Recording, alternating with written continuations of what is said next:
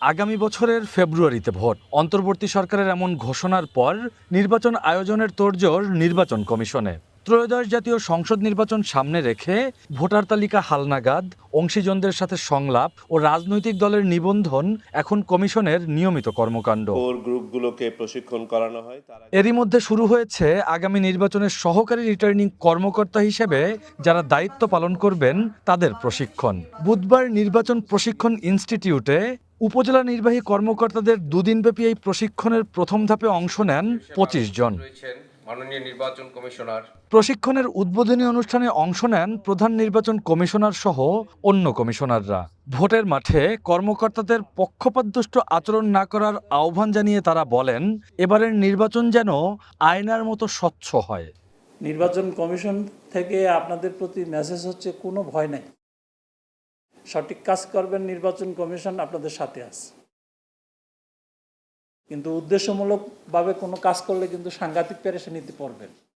উদ্দেশ্যমূলকভাবে যদি অন্যায়ভাবে কোনো কাজ হয়ে যায়, ভুল একটা ভিন্ন জিনিস, যে আমি ইচ্ছাকৃত করি নাই, কিন্তু ইল ইন্টেনশনে যদি আমরা ফিল্ড লেভেলে কোনো সমস্যার সৃষ্টি করি, পার পাবেন না। এই ইলেকশন যদি খোদা না করুক, এই ইলেকশনও যদি আমরা ভালো না করতে পারি, বিশ্বের কাছে, মানুষের কাছে, জাতির হিসাবে আমরা অত্যন্ত নিন্দিত জাতি হিসেবে পরিণত হব।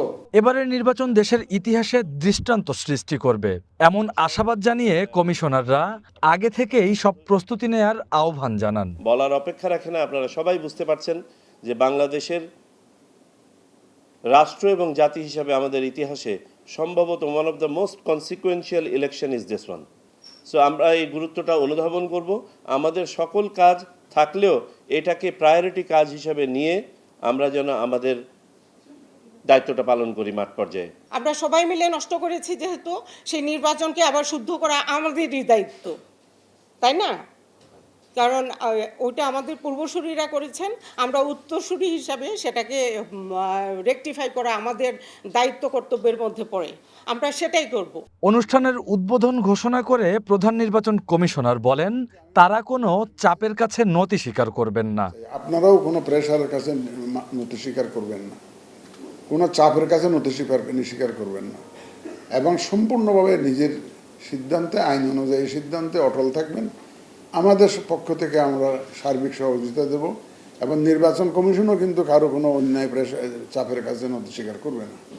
কারণ আমরা আপনাদেরকে অন্যায় কোনো আদেশ দিব না, অন্যায় কোনো হুকুম দিব না, এইটা আপনারা ধরে রাখতে পারেন।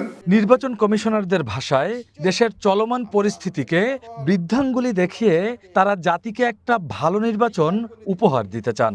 সত্য এবং ন্যায় প্রতিষ্ঠা করার স্বার্থে সুন্দর, সুষ্ঠু এবং সাধারণ একজন মানুষের নিকট যে গ্রহণযোগ্য নির্বাচন, সেই নির্বাচন দিতে পারবো। Rakibul Rahat, one news, Dhaka. এখানে আমার বক্তব্য শেষ করছি। আসসালামু আলাইকুম।